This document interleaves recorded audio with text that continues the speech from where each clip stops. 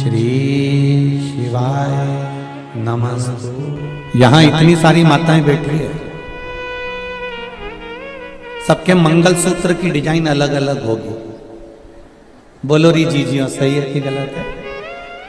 सबके हाथ के चूड़े की डिजाइन अलग अलग होगी। बोलते जाओ जरा जल्दी से, सही है कि गलत है? ठीक है। पाँव में जो बिछुड़ी पहनी हो उसकी डिजाइन अलग अलग होगी। पाँव में जो पायल पहनी हो उसकी डिजाइन अलग अलग होगी। सिर पे जो चूनर पहनी हो उसकी डिजाइन अलग अलग होगी।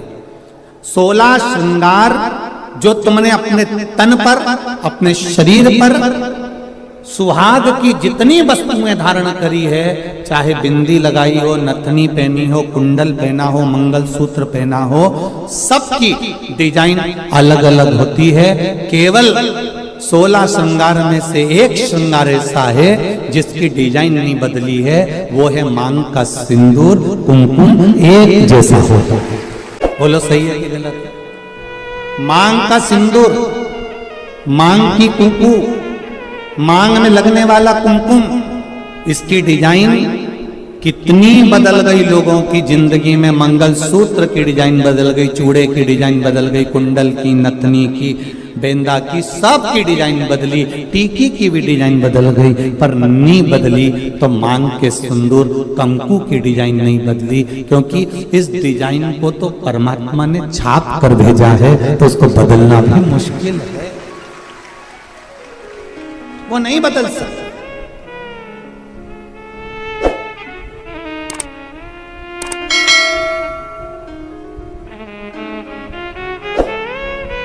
मंगलसूत्र के दाने एक बार निकल जाएंगे ना, चलेगा। नाक की नथनी एक बार निकल जाएगी ना, चलेगी। बिछुड़ी जल्दीबाजी में कहीं निकल जाएगी ना, चलेगी। बिंदी कहीं निकल जाएगी ना, चलेगी। हाथ का चुड़ला कहीं निकल कर रखा गया ना, चलेगा। पर मांग का सिंदूर कभी भी मांग से नहीं निकलना चाहिए। ये शिव महापुराण की कथा। अब 16 श्रृंगार में से एक श्रृंगार ऐसा है मांग का सिंदूर जिसमें कोई भेद नहीं है। करोड़पति माता भी अपने सिर में लगाती है और एक सब्जी बेचने वाली भी अपने सिर में लगाती है। वो सिंदूर ने समानता बनाकर रखी। एक ब्राह्मण की घर की माता भी सिर पर लगा रही है, तो एक वैश्य के घर की माता भी सिर पर लगा रही है। एक क्षत्रिय के घर की माता भी सिर पर लगा रही है, तो एक शूद्र के घर की माता भी अपने सिर पर लगा रही है। सारा श्रृंगार पैसे के बल पर ऊंचा नीचा हो सकता है, मंगलसूत्र पैसे के बल पर ऊंचा नीचा हो सकता है, हाथ के चूड़े पैसे के बल पर ऊंचे नीचे हो सकते हैं, पांव की पायल पैसे के बल पर ऊंचा नीचा हो सकता है। केवल मांग का सिंदूर, कुमकुम, ये पैसे के बल पर ऊंचा नीचा नहीं होता। ये गरीब और अमीर सबकी समता बता देता है कि यहाँ सब बराबर हैं। मांग के सिंदूर के आगे, कुमकुम के आगे सब बराबर है। कितनी बड़ी बात रामचरितमानस में आती है। थोड़ा ध्यान लगाकर सुनना मेरे धान के कटोरे वालों सब। छत्तीसगढ़ वासी सबले बढ़िया, जम के बोलो जरा, सबले बढ़िया छत्तीसगढ़िया। तो मेरा छत्तीसगढ़ वालों से निवेदन है, और जितने लोग टीवी के माध्यम से कथा हैं और जितने लोग आस्था चैनल, फेसबुक, यूट्यूब के माध्यम से कथा सुन रहे हैं, अपने जीवन में एक बात उतार कर रखना रामचरितमानस की। रामचरितमानस में राम जी ने रावण की ओर देखा, लंका की ओर देखा, और लंका की ओर देखकर राम जी ने हनुमान जी को समझौता करने के लिए भेजा। जाओ हनुमान, जरा समझौता करना है रावण से। इतने में जामवंत, अंगद और जितने बानर थे वो बोलते हैं प्रभु काय को समझौते की बात करते हो, मिटा देते हैं उस रावण को। देरी नहीं लगेगी, चुटकी भर में उस रावण को मिटा देंगे।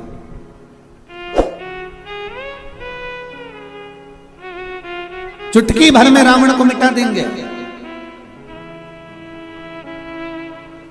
राम जी ने कहा रावण को मिटाना सरल है, पर मंदोदरी के मांग के सिंदूर को मिटाना कठिन है। जरा ध्यान दीजिए,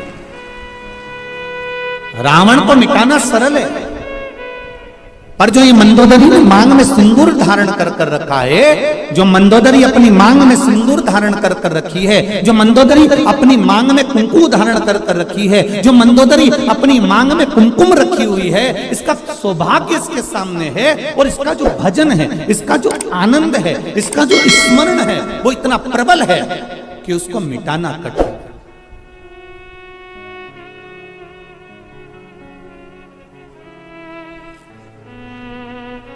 एक बात कहना चाहूंगा बहुत अच्छे से। आदरणीय गृह मंत्री जी हमारे यहाँ कथा में श्री ताम्रध्वज साहू जी यहाँ बैठे हुए हैं।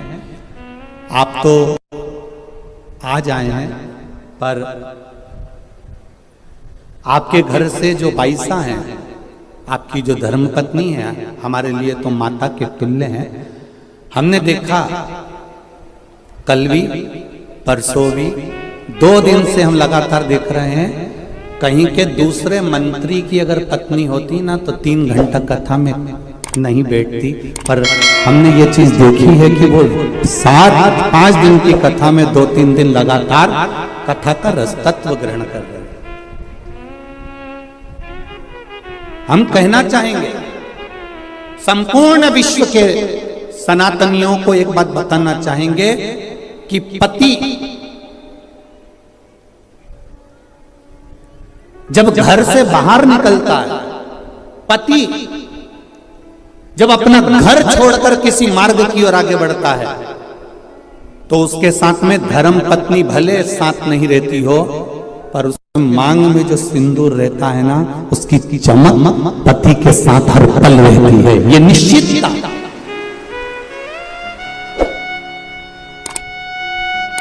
उसकी भक्ति का बल, उसके भजन का बल, उसके स्मरण का बल। अभी अभी आपने तुलसी जी और शालिग्राम की शादी जी करी होगी, बोलो सही है? एकादशी पर अभी तुलसी जी का ब्याह भगवान शालिग्राम जी के साथ लड्डू गोपाल के साथ करा होगा। जरा विचार करना, उस जलंधर को मारने के लिए देवताओं के पसीने छूट गए थे। क्यों? क्योंकि वृंदा के माथे का जो कुमकुम था, वृंदा के माथे का जो सिंदूर था, वो बड़ा प्रबल था, इसलिए जलंधर को मारना कठिन पड़ रहा था।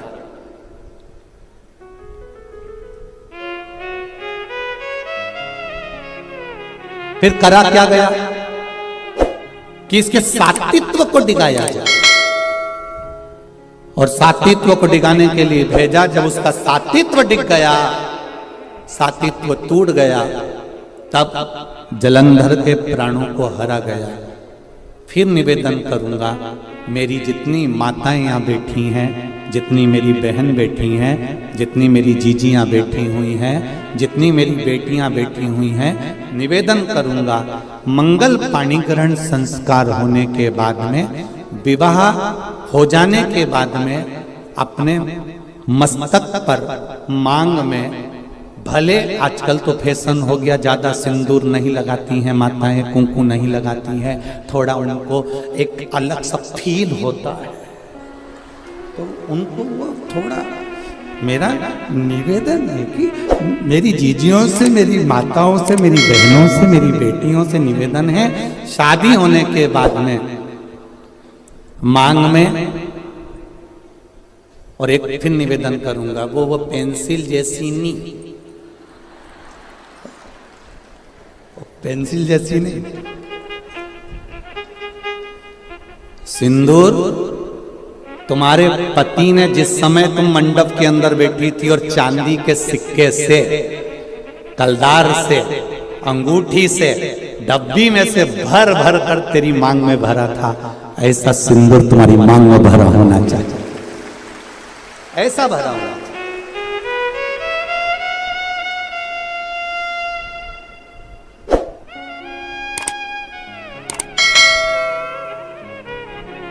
आपके माथे के सिंदूर, आपके मस्तक की कुंकू पर जो कुंकू आपने लगाया है, जो मस्तक पर सिंदूर लगाया है, वो बड़ा, हम सिंदूर और कुंकू का इसलिए बोल रहे हैं, टीकी का इसलिए नहीं बोल रहे हैं क्योंकि टीकी तो आज के जमाने में तुम ढूंढते रह जाओगे।